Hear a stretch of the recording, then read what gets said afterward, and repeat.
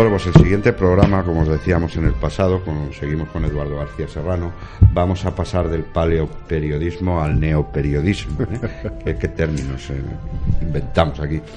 Radio Intercontinental, ya pasamos a tu otro gran, digamos, porque el Alcázar fue del 76 al 88, son 12 años, y de ahí pasas a Radio Intercontinental. No, yo empecé compaginando la Inter con el Alcázar en el año 82. Ajá. Yo entro en la vieja Inter de don Ramón Serrano Suñer, curiosamente en octubre del 82, que es cuando ganan los socialistas, cuando gana Felipe González las elecciones con aquellos 202 diputados. Consiguió un hecho, bueno, pues inédito, ¿no? Inédito, sí. Y en ese mismo mes de octubre yo entro a trabajar en Radio Intercontinental, en los servicios informativos de Radio Intercontinental. Jesús Palacios había estado en los servicios informativos, él deja los servicios informativos de Radio Intercontinental, y don Ramón Serrano Suñer, a través de mi padre, me llama a mí para... ¿Qué tal era Ramón? Bueno, Ramón es caballero, un personaje de los que hoy no hay en la política ni en la diplomacia, yo creo que en el mundo. Era un auténtico caballero, era un señor de los pies a la cabeza, y con una formación tanto jurídica como cultural, bueno, pues verdaderamente deslumbrante. Era de esa generación de españoles que irrepetible, o sea, ya no existen españoles así, ni siquiera los más cualificados tienen la categoría que tenía don Ramón. Don Ramón hace pues nada más y nada menos que hace jurídicamente un estado campamental, que es el estado de la España sublevada el 18 de julio de 1936, que es un estado que obedece bueno, pues a unas reglas y a unos códigos exclusivamente militares, castrenses. Sí. Él construye un estado, construye legislativamente un estado, y eso es que es una obra titánica, faraónica, es una obra faraónica, pues se lo debemos a don Ramón Serrano Suñer. Se lo encarga su cuñado, Paco, como él le llamaba. Sí. Y es el constructor de ese estado. Tío tan íntegro que termina la relación con su cuñado, siendo jefe del estado su cuñado, y la termina, se va sin dar un portazo. Sigue manteniendo sus diferencias, pero ahí sí, las mantuvo toda la vida, hasta el final. Ramón Serrano Suñer, que murió a los 102 años. Sí, señor. 102 años. En el 2003. Muy longeva. Podía haber durado otros 20 años más, porque vamos, ojalá. Necesario. Además, estuvo lúcido hasta casi el final, ¿no? Hasta el final, sí. Yo trabajé muy directamente con él. En cuestiones personales suyas, en su casa, aparte de mi trabajo en la redacción de Radio Intercontinental, y puedo dar fe de que efectivamente hasta los últimos momentos don Ramón mantuvo la cabeza perfectamente clara y ágil, las dos cosas para su provecta edad, ¿no? Yo recuerdo, bueno, pues sus intervenciones en la Universidad de Verano de la Complutense en el Escorial. En aquellos cursos se traía a titirimundis de todos lados, en fin. Y bueno, cuando aparecía don Ramón Serrano Suñer, bueno, pues era, yo no sé si tú eres aficionado al fútbol, sí. Pero el aula en la que estaba don Ramón se convertía en el Santiago Bernabéu en una final de Champions, ¿no? O sea, nadie tenía en aquellos cursos de la Universidad Complutense en el Escorial de verano, nadie tenía el magnetismo ni el poder de convocatoria que tenía don Ramón Serrano Suñer. Y estamos hablando, porque precisamente ahora estamos hablando de los años 90. Una recopilación de textos de Serrano Suñer. Estamos hablando ya de unas conferencias con 90 años. Sí, con 90 muchos años. Sí. Estamos hablando de los años 90, de los primeros años 2000. Y bueno, era verdaderamente impresionante. ¿Cuándo se va Ramón Serrano Suñer de la Inter? ¿Cuándo se va? ¿Cuándo deja de ser No, él no deja de ser. No, él sigue siendo el presidente, Sí. y solo abandona la presidencia, pues como Franco abandonó la jefatura del Estado al morir. Nada más. Entonces, a partir de la muerte de don Ramón Serrano Súñer, bueno, pues la presidencia la ostenta su hijo Fernando, que por cierto hoy está mal, está víctima del Alzheimer, pero es su hijo Fernando, diplomático también de carrera, el que bueno, pues asume la presidencia de la presidencia, ¿no? al fallecer su padre. Radio Intercontinental ya al principio sí, lo comentábamos fuera de micrófono, tenía esa apariencia todavía de redacción. Sí. De las que hablamos la semana pasada, de las FETEN, de las antiguas, de las de verdad, no las redacciones de hoy que parecen un laboratorio de la NASA. Eso me decías que es cuando aterrizas en Intereconomía, ¿no? Cuando aterrizas y ves aquel local, ¿no? Me contabas y sí, nuestro queridísimo técnico en el control central de la redacción, Carlos Chinchilla, sí, que también empieza su andadura en la Inter. Yo era joven y él era un niño, sí, cuando entra en Radio Intercontinental, porque él todavía es un niño. Hoy es un vieja guardia de Radio Intercontinental. Bueno, pues en el año 2009, mayo de 2009, Julio Ariza compra Radio Intercontinental. Y a partir de ese momento lleva ya Castellana, ¿no? Pasamos todos, comparte, en Castellana estaba la televisión, sí, estaba Intereconomía Radio, sí, y estaba la Gaceta. Uh-huh. Y en Modesto Lafuente él sigue manteniendo bueno, pues la Inter, los locales de Modesto Lafuente, que es donde posteriormente, con la crisis, pues ha acabado el grupo, sí, residiendo laboralmente hablando y empresarialmente hablando en Modesto Lafuente 42. Se abandona Castellana 36-38, que es, sí, donde se tenían los estudios, los platós y las redacciones, y se regresa a Modesto Lafuente 42, que es donde aún permanecen, ¿no? Donde históricamente ha estado toda la vida. Radio Intercontinental empezó estando en uno de los palacetes de Diego de León. Uh-huh. Te estoy hablando de los años 50. Yo era un niño, yo soy de la generación del 56, como Mel Gibson. Como Mel Gibson. Exactamente igual. Sí. ¿Qué te iba a decir? Sencillamente Radio Buenos Días España, todos los oyentes conocen estos programas porque somos seguidores de Eduardo García Serrano. Casi todo lo que haces, ¿vale? Incluso Intereconomía, yo he de reconocer, otros oyentes no, lo veo poco, y cada vez que lo veo, porque está Eduardo García Serrano, es cuando me engancho un poquito, me enganchaba. Hay una cosa que me produce extrañeza. Eres director de La Gaceta, el periódico de la cadena, 10 días. Sí, yo... ¿Qué pasó? Eso no... Yo no quise ser nunca el director de La Gaceta, nunca. Sí. Es más, yo cuando Julio Ariza me lo propone, yo me niego rotundamente a ser el director de La Gaceta, porque no es algo que yo aspirase a ser, ni muchísimo menos, y era una situación en la que yo no me sentía cómodo, ni humana ni profesionalmente. Uh-huh.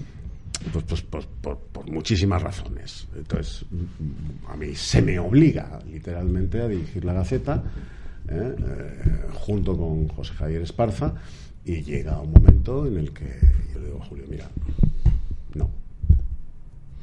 O sea, pero que es una decisión tuya porque no estabas cómodo, ¿no? Yo no quería dirigir ese periódico. Uh-huh. No quería dirigir La Gaceta. Y además se lo dije a Julio en las conversaciones previas. Uh-huh. Mira, Julio, no, aparta de mí este cáliz. O sea, yo no quiero dirigir La Gaceta. Uh-huh. Y entonces, cuando ya decides que no, ya es cuando entra Kiko. No. Primero... continúa dirigiéndolo, creo que durante un par de años, José Javier Esparza. Uh-huh. Y luego lo dirige cuando José Javier Esparza abandona la dirección de La Gaceta, la toma en sus manos José Antonio Fuster, que es el que hace la transición de la Gaceta de papel a la Gaceta digital, que tanto te gusta. Como se llame esto. Bueno, pues hoy aunque no te lo creas, los políticos, los periodistas, la gente, en cierto, pues eso, mete la pata en una cosa que se llama Twitter, ¿vale? Eduardo García Serrano ni de coña va a meter nunca la pata en Twitter porque... No, yo me niego eso. No tengo Facebook, no estoy... Cito de memoria, Álvaro, corrígeme porque tú a mi lado eres Bill Gates. Sí, pues fíjate. Instagram y todos estos foros. A mí todo eso me parece sencillamente de una falsedad. Sí. Y además me parece que es el refugio de todos los cobardes. O sea, sí. La gente que no se atreve a decir lo que tiene que decir en donde hay que decirlo, se refugia en Twitter, en Instagram, en Facebook, y ahí sueltan todo el veneno. ¿Sabes lo que pasa, Eduardo? Refugiados en una identidad falsa, en un, ¿cómo se llama? Un link, un nick. Y empiezan a decir atrocidades. No, te estoy hablando de las personas normales, ¿vale? Te hablo de las personas normales en el sentido de que lamentablemente hay que estar en esas redes para que lleguen tus trabajos a no sé dónde, ¿vale? Te hablo de los que no tenemos nick, que estamos en Twitter o en Facebook, como Álvaro Romero, como Pablo Iglesias, como no sé qué, como no sé cuánto.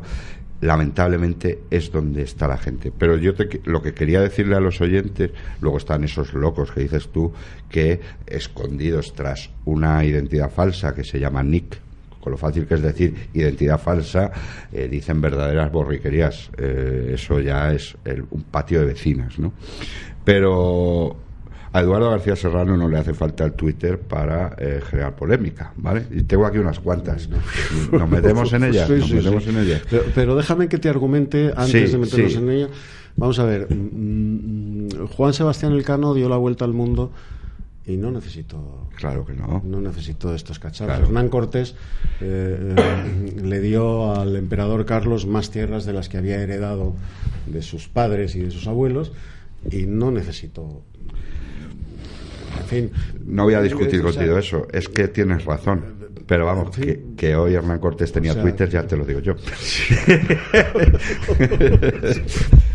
Y no había móviles. No, otra cosa que Eduardo García Serrano no le he visto yo. Sí usas móvil, ¿no? Sí, tengo un móvil del paleolítico de las telecomunicaciones, un móvil antiquísimo, que tanto mis hijos como mi mujer, mis amigos, Carlos Chinchilla, siempre que me lo ve, pero ¿cuándo vas a...? me niego, o sea, ya. Mi padre va a estar encantado con esta entrevista. No, me va niego. A decir, ¿ves? Me niego a pasar por el aro de esos cacharros que lleváis y que están acabando con la convivencia. O sea, totalmente. Tú hoy vas a un restaurante, un grupo de amigos o una familia, y está todo el mundo mirando la mierda esa que tienen infinidad de aplicaciones.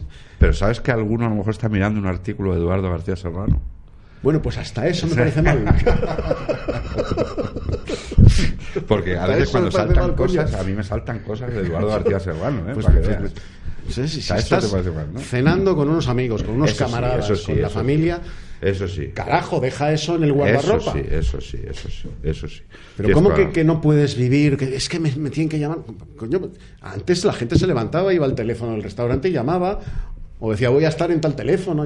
O antes llegabas de la redacción del Alcázar a las 14 horas y te decía tu mujer o tu madre, te decía, te ha llamado fulanito. Ya y está. No pasa nada, ¿verdad? No pasa nada. No pasaba nada. Se hacían negocios, y se escribían unos artículos maravillosos y unos libros extraordinarios. Y, en fin, es que de verdad esto es una locura. Es una locura. Pero que sepas que esos están en la mesa, algunos están leyendo a Eduardo García Serrano, ¿vale? Pues muy mal también. Oye, ¿qué te iba a decir? Tienes la oportunidad de matizarlo o de reafirmarte en todas estas, vamos a llamarlo charcos que te has metido, que para mí ninguno de los que te voy a decir merecen ni una rectificación, ¿vale? Uno que pone por aquí, en el 2006, Antonio Gala, le llamaste maricona vieja, en respuesta a un artículo que hizo sobre las víctimas del terrorismo. Claro, no te levantaste aquella mañana y dijiste... Vamos a ver, yo antes te he dicho que esta es la profesión en la que más canalla más miserable hay por metro cuadrado. Y me explico. A mí en todos mis procesos, y he tenido muchos, en todos mis procesos, en todos mis calvarios judiciales, ha sido peor la reacción de los supuestos colegas que mi trato con los jueces, con los fiscales, incluso con los abogados de mis ofendidos. Y estoy seguro que hasta con el ofendido. A veces en algunas ocasiones también. La miseria moral de esta profesión ha conducido, en mi caso particular, yo jamás. A mí se me ha puesto a caldo, se me ha escarnecido en todos los medios de comunicación. Cierto, ahora iremos también. Jamás he recibido ni una sola llamada de estos periodistas tan exquisitos que, descontextualizando mis afirmaciones, se han dedicado, sin conocerme personalmente, a ponerme de chupa de domine durante 15 años. Jamás he recibido ni una sola llamada a decir: vamos a ver, Eduardo, tú has dicho esto, a nosotros nos gustaría que vinieses a nuestra emisora de radio, a nuestra televisión, a explicar qué pasó. Siempre que se han puesto mis afirmaciones sobre Antonio Gala, sobre Pedro Cerolo, sobre Marina Yeli, se han puesto descontextualizadas. Jamás se ha emitido el porqué de esas afirmaciones. Claro, pues yo digo, el porqué, o sea, nunca se ha dicho Marina Yeli, por ejemplo, con lo de Marina Yeli, que es el caso más pues notorio, ¿no? En todos los sitios en los que se me ha crucificado no se han tomado la molestia primero de llamarme.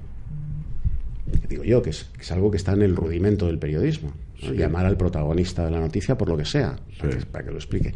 Y segundo, jamás en ningún medio han puesto el vídeo patrocinado por Marina Yeli que provocó mis declaraciones. Se han negado a poner ese vídeo. Ese vídeo sórdido, ese vídeo repugnante sobre educación sexual de niños y adolescentes, que provoca lo que yo dije sobre Marina Yeli. Jamás han emitido ese vídeo.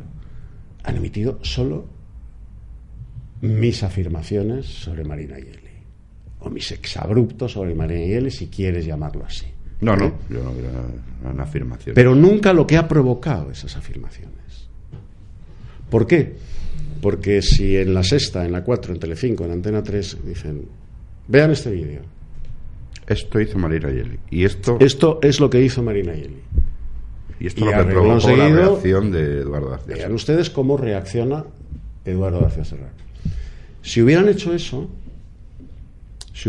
eso, la corriente de opinión se hubiera vuelto a mi favor. Pero yo creo que la corriente de opinión estaba a tu favor, ¿eh? Lo que pasa es que vende mucho lo que ellos hacen, pero yo creo que la corriente de opinión estaba a tu favor.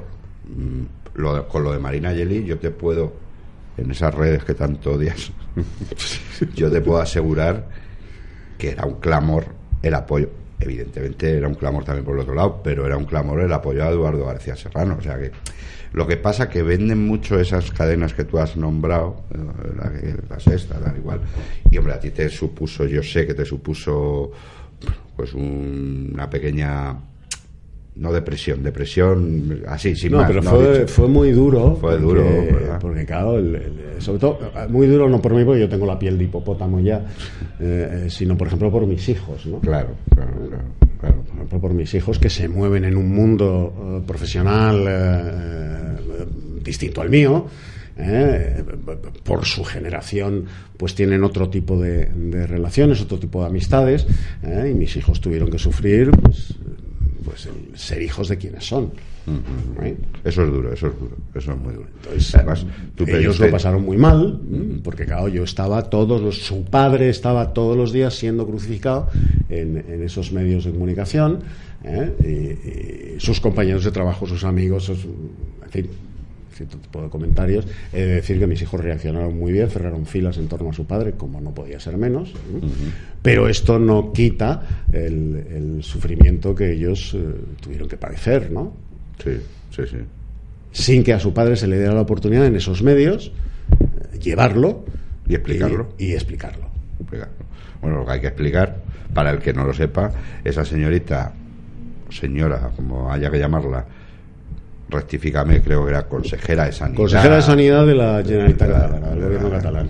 Ella patrocina un vídeo que se llamaba Sexo Joven, que se cuelga en las redes sociales, en el que incita a niños y adolescentes. Es un vídeo para niños desde 10 a 14 años a practicar la homosexualidad, a practicar todo tipo de aberraciones sexuales entre ellos y con adultos, diciéndoles que eso es muy positivo, que eso es muy bueno, que eso es muy sano y que eso es liberador.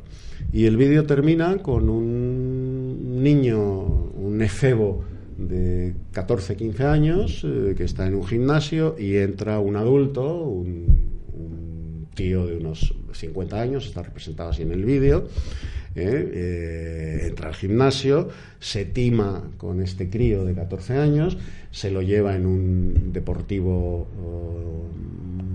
descapotable a un hotel, lo arroja sobre la cama y lo sodomiza. Todo esto de manera explícita. Y eso, en este vídeo patrocinado por Marina Geli desde la Consejería de Sanidad de la Generalitat Catalana, se vende como educación sexual, y diciéndole a los críos de 10 a 14 años qué es lo que tienen que hacer. ¿Qué es lo que tienen que hacer? Pues no lo dice Eduardo García Serrano, que ya lo dijo y ya pago por ello.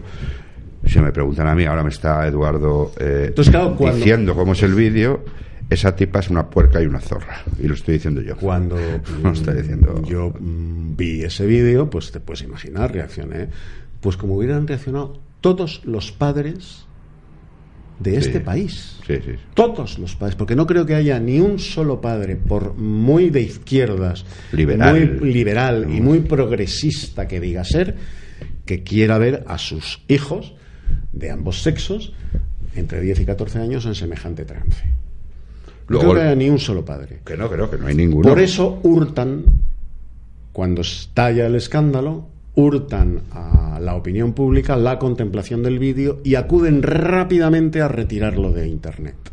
Es lo primero que hacen. Cuando yo digo lo que dije en El gato al agua, al día siguiente se retiró. Al día siguiente la Consejería de Sanidad de la Generalitat Catalana retira el vídeo de Internet. Pero en los medios de comunicación estaba el vídeo. Y ninguno de esos medios de comunicación pone ¿Por qué llega tu el reacción? vídeo para explicar todo el proceso de mis y todos esos medios adjetivos de comunicación que obvian ese vídeo son los que cuando tú hablas de Pedro Cerolo, claro, ya a partir de ahí ya te tachan de homófobo y ellos y ya está, claro, y te hacen una campaña de homofobia brutal, feroz. Es que tenemos una cosa muy rara tú y yo, es que no nos gustan los hombres, tío. No, es que son cosas que en el día de hoy, en la sociedad actual... Bueno, en fin, yo gracias a Dios obedezco a la madre naturaleza. Sí. Pero bueno, no vamos a entrar ahí porque, en fin, cada uno... la pata cada uno es cada uno y sus caunadas, ¿no? Y sus caunadas. A partir de ahí empiezan a expurgar, y es cuando sacan también lo de... descontextualizándolo, lo de Antonio Gala y lo de Pedro Cerolo. Yo digo lo que digo de Antonio Gala cuando Antonio Gala se desmarca en un artículo suyo, en la presentación de un libro en Televisión Española, por cierto, se desmarca hablando de Isabel la Católica, diciendo que Isabel la Católica, literalmente, era una hija de puta. Pone a Isabel la Católica a parir. Pero como es Antonio Gala, puede decir lo que le salga de los cojones. Claro. Entonces, él dice esto en la presentación de este libro suyo, que yo, por supuesto, no he leído, en Televisión Española. Y entonces yo, en Punto de Vista, que era una tertulia que teníamos en la vieja radio Intercontinental, que grabábamos los viernes y se emitía los sábados, que fue una tertulia referente del mundo nacional, desfilaban unos personajes magníficos por aquella tertulia, que era la primera tertulia mucho antes de Federico Jiménez Los Santos y compañía. Era una tertulia, bueno, Carlos Chinchilla es testigo porque él trabajó en Punto de Vista en más de una ocasión. Era una tertulia absolutamente sorprendente. Me estás asustando un poco porque todos los sitios donde ha dicho que estuvo Carlos han cerrado. Estás asustando. No tienen la culpa. No tienen la culpa. Bueno, vale. Entonces yo le contesto en Punto de Vista diciendo, bueno, pues que quién es esta, repito textualmente lo que dije, maricona vieja, para hablar, como lo ha hecho, de Isabel la Católica, el estadista más importante y más grande que ha dado Europa desde el Renacimiento hasta nuestros días. Yeah. Y con Pedro Cerolo, lo que digo de Pedro Cerolo también en Punto de Vista viene a tenor de unas declaraciones que hace Pedro Cerolo sobre Israel, poniendo a Israel a tenor de pues no sé si la operación Plomo Fundido, en fin, una de las operaciones de autodefensa de Israel frente al terrorismo musulmán. Bueno, Pedro Cerolo sale a defender a los musulmanes y tal, poniendo a, como es lógico y natural, a parir a Israel. Entonces yo simplemente en Punto de Vista me limito a decirle que en paz descanse Pedro Cerolo, pero en aquel momento estaba vivo, evidentemente. Digo que, sí, porque nosotros a los muertos no hacemos como ellos. Exacto. Que la diferencia entre Israel y los países que él adora es que en Israel él por Tel Aviv podría pasearse con mayas, tutú y bailarinas, mariconeando por todo Tel Aviv, y que nadie le iba a tocar un pelo de la ropa. En los países musulmanes tan adorados por Pedro Cerolo y tan defendidos por Pedro Cerolo, él y los que son como él acaban colgados de las grúas o arrojados al vacío desde las azoteas por el mero hecho de ser homosexuales. Bueno, pues todo eso lo descontextualizan y me presentan. Tienen que colgar a Pedro Cerolo de una grúa. A partir de ahí ya se crea el bucle, sí. y la leyenda de También le has dado, muy agradecido por los oyentes o por los televidentes que te veíamos y te escuchábamos, le has dado al campechano, a Juan Carlos. Sí, también le has dado Juan un poquito. Carlos I el campechano. Sí. Juan Carlos I el campechano. Sí.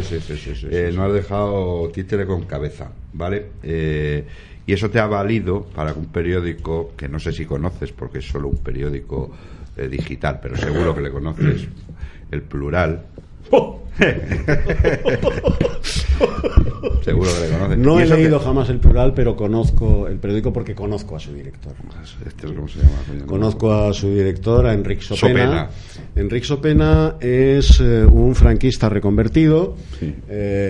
Un beato, un meapilas, un chupacirios, que lo fue, del Opus Dei, y de repente es de los que, ante la conveniencia política, se cae del caballo a partir del 20 de noviembre del 75 y aguantaría hasta el 77 a ver qué pasaba. Abandona el Opus, abandona el incienso, abandona los cirios, y se convierte en un demócrata de toda la vida. Sí. Y entonces a mí, que no abandono nada a partir del 20 de noviembre del 75. Estás donde tú estabas, como decía aquel estoy poema. Como decía Utrera Molina, sin cambiar de bandera. Sin cambiar de bandera. Pues me empieza a dar por todos lados. Pero este personaje, que además es un tipo que ha vivido siempre de la subvención pública del Partido Socialista, tanto en Cataluña como en Madrid, pues Te voy a dar un titular que dio su periódico, ¿te parece? Sí. Y luego voy a dar otro que he dado yo, o que ha dado más gente que nos gusta más. Pero te voy a dar el de este Sopena. Titular, El cavernario Eduardo García Serrano define a los transexuales como personas que se han hecho una vagina de diseño y se han puesto unas tetas de saldo.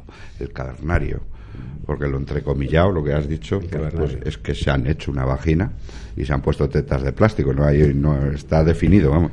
El cavernario, tú no haces como ellos, voy al juzgado, ahora no merecen esa.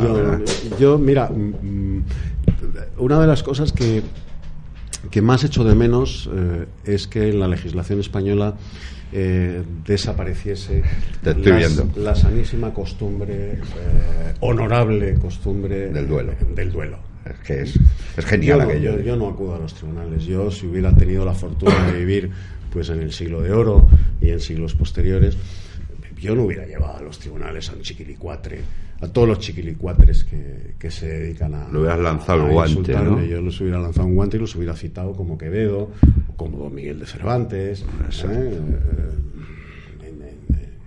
al amanecer. Los padrinos, esto lo arreglamos pues como lo arreglan los hombres. Efectivamente.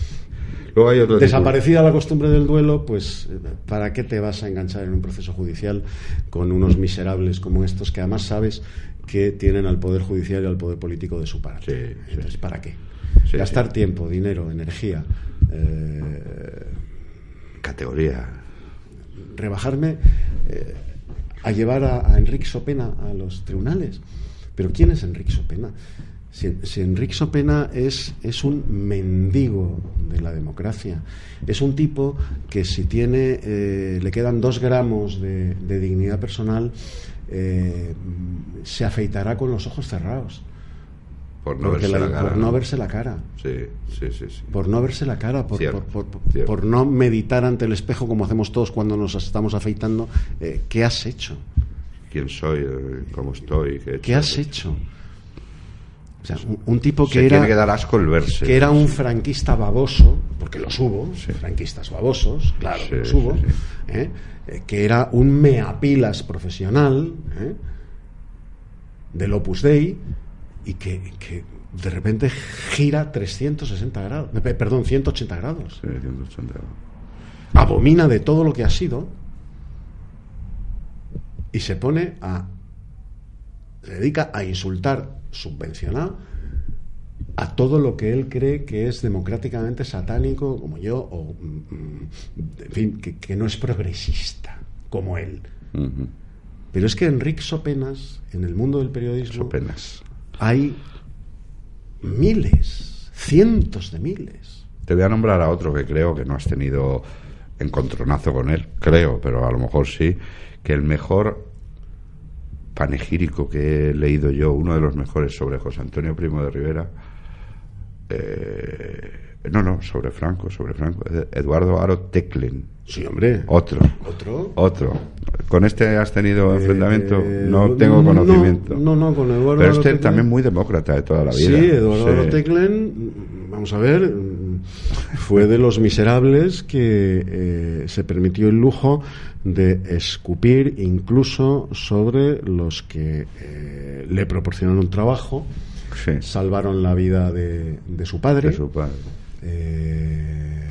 No solo lo sacaron de la cárcel, sino que le consiguieron trabajo al padre, lo colocaron magníficamente bien en Radio Nacional de España y pues una vez que muere el general Franco, pues Eduardo Aro Teclen empieza a escupir un veneno y un rencor injustificado sobre todos, incluido José María Pemán, que es el que coloca al padre de Aro Teclen en Radio Nacional de España.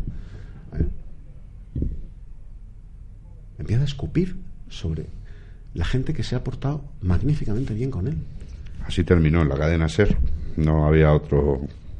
Hasta que le sacan a relucir sus artículos, sus panegíricos sobre el general Franco, que entonces pierde los nervios y pierde, iba a decir la dignidad, no, la dignidad la perdió. La perdió antes. Bueno, pues yo te voy a dar otro titular que me gusta más, ¿vale? Soy falangista, única ideología que ha traído la justicia social a España. ¿Lo mantienes? Lo mantengo, sí. O sea, así te vas. Así te va. Pero es que así nos va. No es que eso sea verdad, es que es la verdad. Es la verdad. Exacto. Es la verdad. Ahora pueden venir todos los analfabetos, los indigentes intelectuales, los traidores y los miserables a negar eso, a tratar de negar eso. Pero la verdad es la verdad, la diga. La verdad, y por mucho que haya legiones de desgarramantas y de ganapanes que estén tratando de negar eso, atribuyéndole los logros sociales que los trabajadores españoles consiguieron empezaron a conseguir en la década de los 40, de los 50, de los 60, de los 70, atribuirle todos esos méritos al Partido Socialista. Pues hombre, mire usted, al final siempre habrá alguien que busque en estos cacharros, vuelve a señalar al ordenador. No sé si en estos cacharros se dice la verdad. No, tampoco, ¿no? Bueno, pues habrá alguien que descubra que eso es falso. Yo aprovecho, mira, de verdad que ha salido así. Y que si ha habido un movimiento político y social verdaderamente progresista, que no progresista en España, ha sido la Falange. Sí. Ha sido la Falange, indiscutiblemente. Sí. Indiscutiblemente. O sea, la que ha hecho progresar a los trabajadores españoles en su modus vivendi, en sus condiciones de trabajo, ha sido la Falange. Aunque lo nieguen los falangistas. Aunque lo nieguen los falangistas antifranquistas, que los hay apuñados. Aunque lo nieguen los propios falangistas, eso es innegable. Innegable.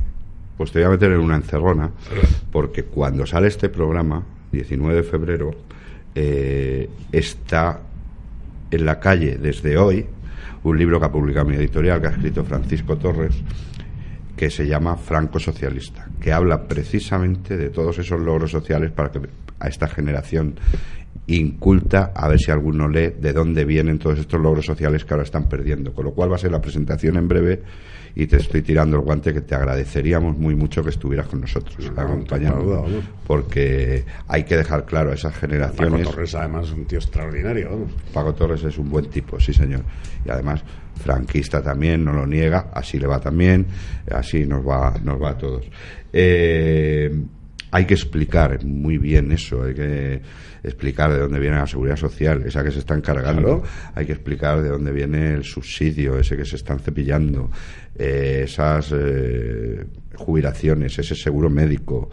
Antes se hacían hospitales no de 100 camas, se hacían hospitales para la sociedad.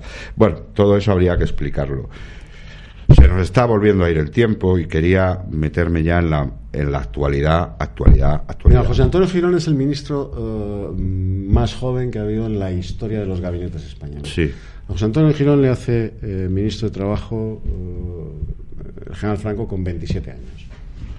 A pesar de lo que le decían al general Franco de José Antonio Girón. A pesar. José Antonio Girón viene de las JONS de Valladolid y es laboral y sindicalmente es un revolucionario. Él tiene mucho contacto con los anarquistas, con la FAI y con la CNT, con todos los jonsistas y los ramiristas y bueno, pues el establishment ya entonces del sistema, o sea, las viejas familias, familias que dirigen España. Se les pone los pelos de punta cuando Franco baraja la posibilidad de hacer ministro de Trabajo, nada menos, a José Antonio Girón.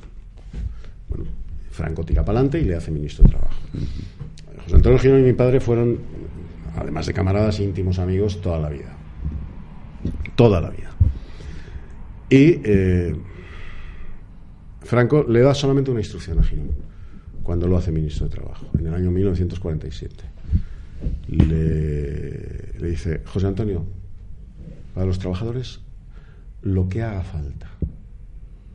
Para los trabajadores españoles lo que haga falta. No quiero que se vuelvan a repetir las huelgas de la República, las huelgas de antes de la República, las huelgas de final del siglo XIX español. O sea, no quiero que los trabajadores españoles vivan en una situación de indigencia, de falta de derechos, de falta de protección. Lo que haga falta. Esto lo contaba Girón. O sea, lo digo por los falangistas antifranquistas, bueno, que los hay apuñados. Joder. Que yo creo que son incluso más peligrosos que los podemitas. Sí, porque al final les tienes de tu lado y dices, claro, coño, me viene el fuego. Esto es lo que Franco le dice a José Antonio Girón el día que le hace ministro de Trabajo. Lo que haga falta. Y algo así también le dice como usted hágalo todo por decreto ley, como que no hay que llevarlo a Consejo de Ministros, tal y cual, igual. Y a partir de ese momento José Antonio Girón se pone a trabajar y crea un Estado social, brutal, que no socialista, que España no había conocido jamás, que los trabajadores españoles no habían conocido ni siquiera en ese paraíso democrático y social comunista que fue el Frente Popular. Porque los comunistas y los socialistas no se dedican a aliviar a los trabajadores, sino todo lo contrario, siguiendo la máxima leninista, cuanto peor mejor. Los comunistas, fundamentalmente, pero a los socialistas también, no les interesa que los trabajadores vivan bien. Al contrario, les interesa que vivan mal, porque ahí está, en ese rencor social, es donde ellos tienen su semillero de votos. Esa lucha de clases, claro, tan antigua. Pero el capitalismo tampoco le interesa a los trabajadores vivan bien. No, claro, en absoluto. Sí. Lo cual es todavía más cerril, porque el rencor social que siembra el socialcomunismo, digamos que tiene una perversa, atroz, pero tiene un objetivo político, que es implantar la dictadura del proletariado, un Estado totalitario de izquierdas, pero que el capitalismo incentive que los trabajadores vivan mal e inseguros, es que está contra su propia naturaleza. Es algo que va contra su propia naturaleza y que provoca, andando el tiempo, el nacimiento de movimientos falsamente revolucionarios de izquierdas que van contra el capitalismo. Que al final, cuando dan el salto, al final son tan o más capitalistas, claro, que... Efectivamente.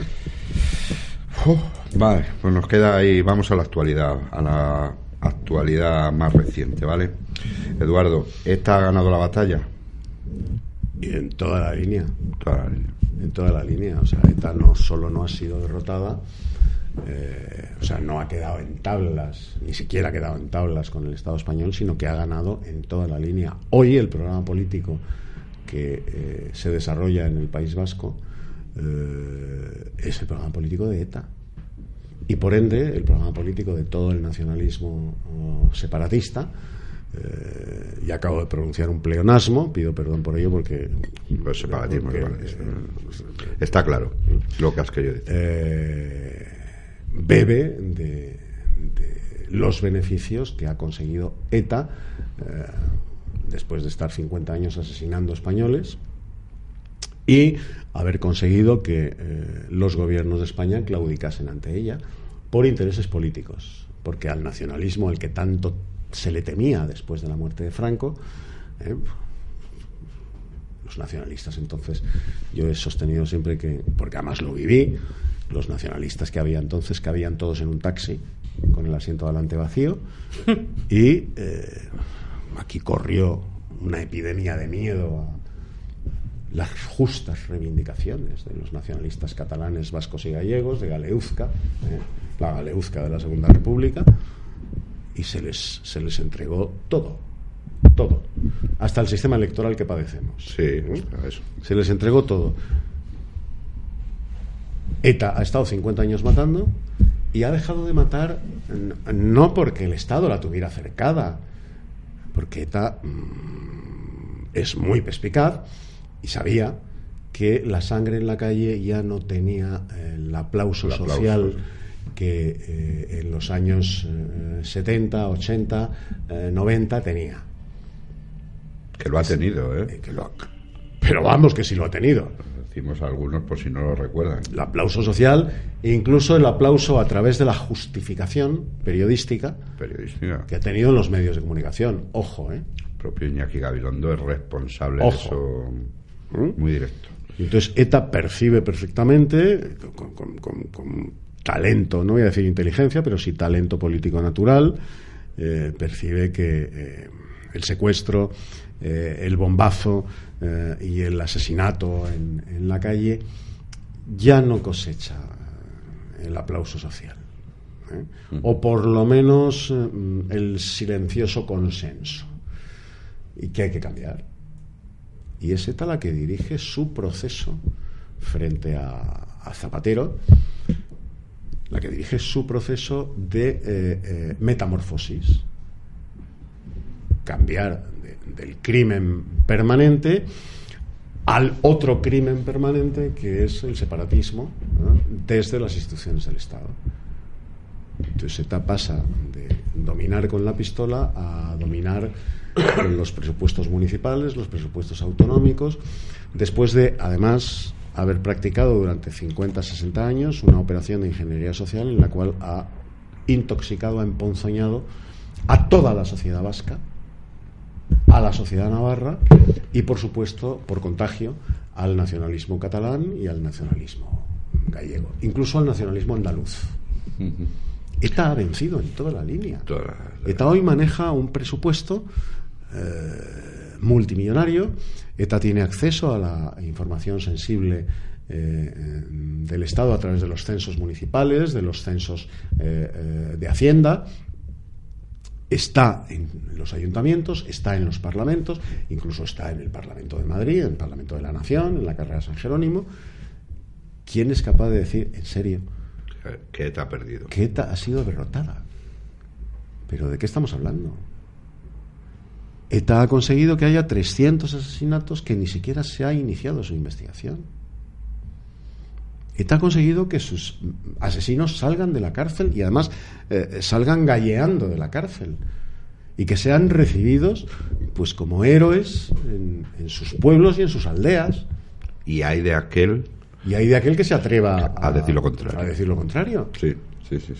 Cataluña, está la cosa complicada. Yo no sé si va a haber presidente, no va a haber presidente, se va a formar gobierno, se va a formar gobierno. Lo que es evidente que va a haber que repetir las elecciones en breve. Es un circo esto. Pues volveremos a hacer lo único que no se debe hacer, es volver a repetir unas elecciones. Claro. O sea, vamos a ver, es todo. Lo de Rajoy es patético en esta actitud, ¿no? El disparate ha devenido en esperpento. Sí. Entonces, lo que está sucediendo en Cataluña es todo un esperpento devenido después de disparatar políticamente durante 38, 40 años con el nacionalismo catalán. Vamos a ver, tú no puedes aplicar el 155, dicen que lo han aplicado, pues dejando en manos de los separatistas catalanes los medios de comunicación públicos y privados y la enseñanza. O sea, tú no puedes convocar unas elecciones 54 días después de que te hayan dado un golpe de Estado. Es que es penoso. Y además invitar a los protagonistas de ese golpe de Estado a que se presenten a las elecciones 54 días después. Pero estamos todos locos.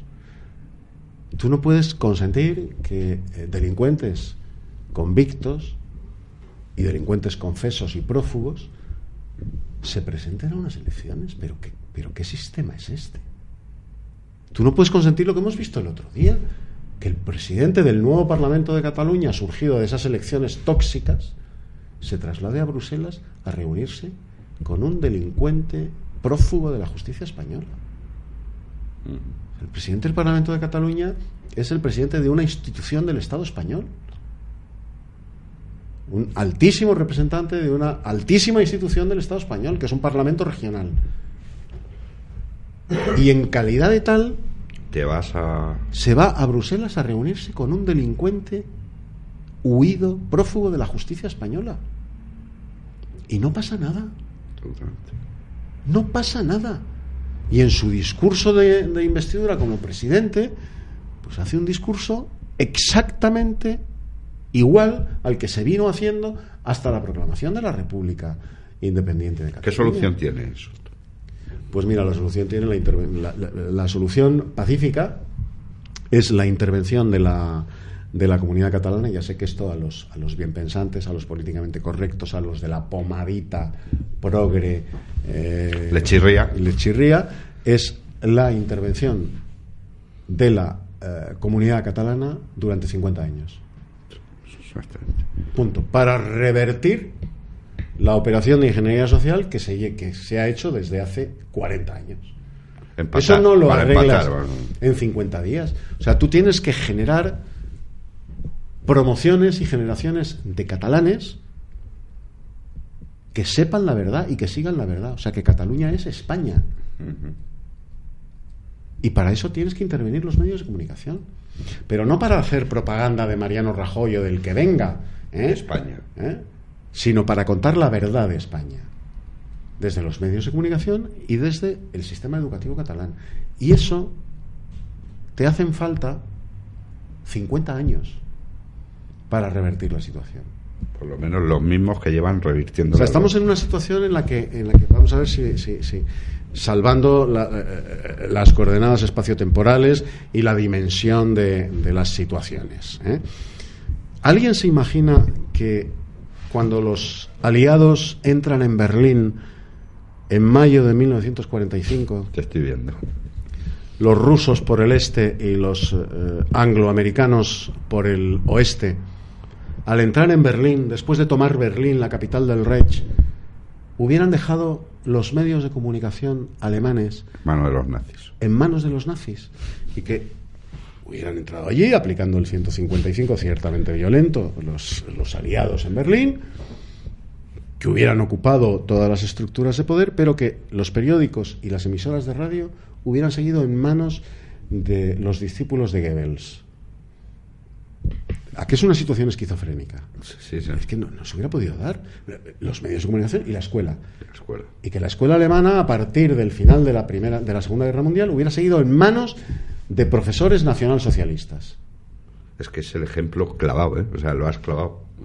O sea, a que esto a cualquiera de nuestros oyentes le suena absolutamente esquizofrénico, pero qué locura. Bueno, pues esa locura es la que se ha hecho en Cataluña. Se ha intervenido el gobierno, o sea, el funcionariado, la delegación o consejería de industria, de cultura, de educación, no, que no se ha intervenido, de agricultura y tal, dependen de los ministerios correspondientes del gobierno de la nación.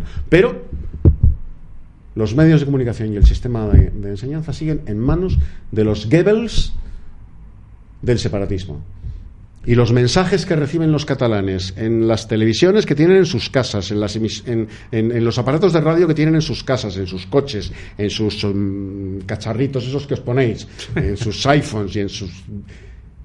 Todo eso, y lo que reciben los niños en el colegio, sigue en manos de los Goebbels del separatismo.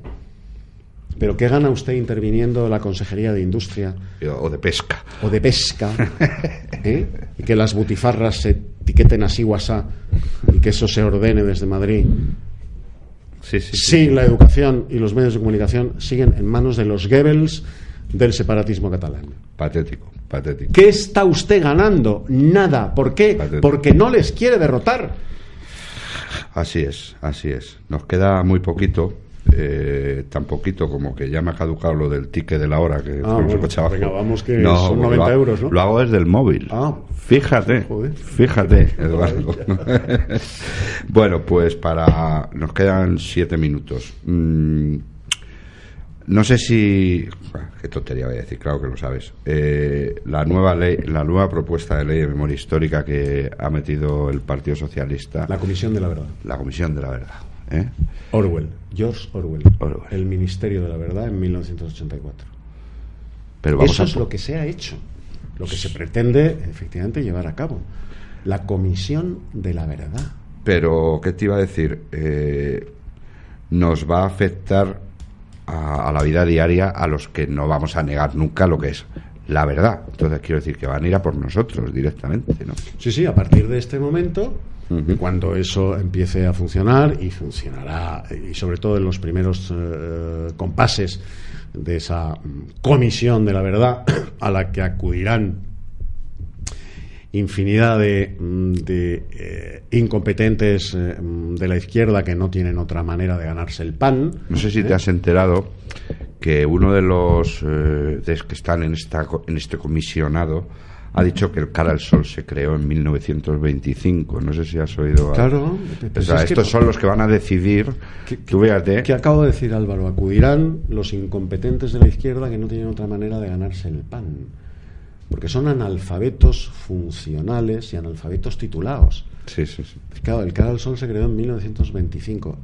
Uno de esos sujetos será el que nos diga a ti y a mí que nos van a meter una multa por decir que los pantanos los hizo Franco. Sí. Es así de patético todo. Pero la sociedad calla. Y que la ley, que las dos reválidas que los chicos de mi generación hacíamos no eran unas reválidas franquistas, sino que las estableció la República. La República. Y que Franco, como yo, que eran muy buenas, las les dio mantuvo. Continuidad y las mantuvo. Y punto. Como yo, que académica y educativamente eran muy buenas, pues las mantuvo. Bueno, pues por decir estas cosas te van a multar, incluso te van a encarcelar. Te van a encarcelar. Por decir que la seguridad social la hizo Franco, te van a encarcelar. Pero no es por tan decir grave. que Franco no era un asesino fascista, Te van a encarcelar. te van a encarcelar. Pero Eduardo, ¿no es más grave no que los incompetentes y los que están llenos de rencor hagan esto, sino el silencio cobarde de la derecha? ¿Qué es más grave? Pero si es que ya no hay diferencia. Ya, pero que Ya no hay Rajoy diferencia. no tire la... bueno, por eso se está quedando como se está quedando, evidentemente, por estas actitudes tibias, ¿no? Y actitudes... Ellos solo tienen un objetivo, que es demonizar el franquismo. Y socialmente no lo están consiguiendo. No. Porque socialmente... Por eso las leyes electorales que padecemos no reflejan mayorías sociales. Entre otras cosas. Sí. 40 años después, la sociedad española no es antifranquista. No es antifranquista. Emocional, sentimentalmente, no lo es. El estabilismo en español sí lo es. Ya. Los medios de comunicación, los políticos, el mundo de la economía, de las grandes finanzas, sí lo son. Pero la sociedad española no lo es. Y eso lo saben ellos. Lo saben perfectamente. Por eso establecen este tipo de leyes. Oye, nos quedan 3 minutos. Eres un genio de vocabulario, de saber. Entonces, quiero hacerte esos juegos que se hacían antes en los dominicales, que yo te digo una cosa y tú me lo adjetivizas. ¿Te parece? Perfecto. España.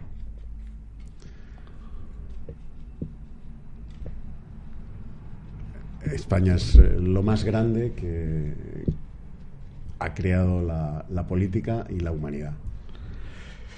Juan Carlos I. Obedece a la naturaleza de su apellido. Felipe VI. Obedece a la naturaleza del padre y sobre todo de su mujer. Vale. Rajoy. Rajoy obedece, responde perfectamente al título de una obra de teatro de Benito Pérez Galdós, que es Los Miserables. Miserables. Alberto Rivera, no Albert, Alberto Rivera. Un maniquí articulado que es un éxito de la robótica, de la ingeniería robótica. Marketing puro y duro, ¿no? Marketing puro y duro, completamente vacío, y que no tiene más recorrido. José Antonio Primo de Rivera. José Antonio Primo de Rivera es el líder político más grande que ha dado España desde los años 30 hasta nuestros días. Eduardo García Serrano, padre. Rafael García Serrano. Perdona, Rafael García Serrano. Bueno, ahí me vencería el ternurismo. Voy a tratar de ser objetivo, no dejarme arrastrar por el ternurismo evidente que siento hacia la figura de mi padre, ¿no? Pero es el escritor más grande del siglo XX español, no dicho por mí, dicho por Camilo José Cela. Franco. Franco es el soldado y el estadista más grande que ha habido en España desde Carlos V hasta nuestros días.